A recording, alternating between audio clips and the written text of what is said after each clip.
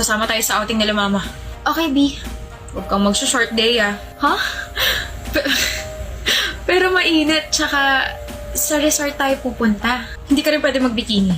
Wear something that can cover your whole body. Ito na naman ba tayo, Fred? Magsiswimming tayo, hindi tayo pupunta sa malamig na lugar. Hindi ka nga pwede mag-short. Gawin mo na lang yung sinabi ko. Okay? E di magsisleeveless na blouse na lang ako. E di huwag ka nalang sumama. Buisit. Sino ka chat mo? Groupmates, wait lang, Bea. Nag-uusap kasi kami tungkol sa thesis. Lalaki? Anong lalaki? May lalaki ba sa mga groupmates mo? Meron, 2. Block mo. Ano? I-block mo! Sabi ko sa'yo, diba? Huwag kang makikipag-usap sa ibang lalaki. Ayaw ko rin na lumalapit ka sa kanila. Pero Fred, groupmates ko to. Ako yung leader. Iba-block ko sila, how can I even talk to my members about sa thesis? Excuse mo ba yan? Parang mang lalaki ka? Ikaw pumili ng mga members mo, no? Malandi ka talaga. Yung prof namin yung pumili ng members, ano ba? Ako o yung mga groupmates mo mga lalaki? Ano? Mamili ka! Pati to big issue sa'yo? Fred, nag-aaral lang naman ako. Deya! Ako o yung mga groupmates mo? Yung thesis ko. Sabi yung pumili ka eh.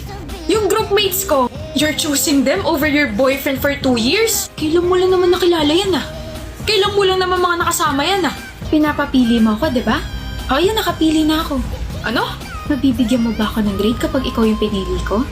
Gagraduate ba ako kapag ikaw yung pinili ko? Ikaw ba yung madidisappoint kapag hindi ko na itawid to? At higit sa lahat, ikaw ba yung nagpapaaral sa akin, ha? My gosh, Fred! Hindi pa ba sapat yung assurance na binibigay ko sa'yo simula nung maging tayo?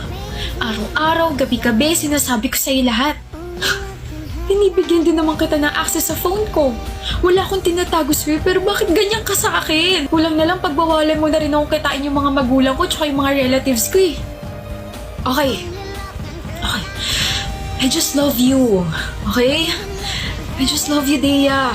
Well, selfish ang pagmamahal mo. Selfish ka. Sisisiyan mo to. Maghahabol ka rin. I'm so done with you, Fred. Sakal na ako. Magwawala ako rito. Gusto mo, tulungan pa kita eh. Magbabasag ako, Deya. Hindi na kailangan dahil basag na yung ulo mo. Break na tayo.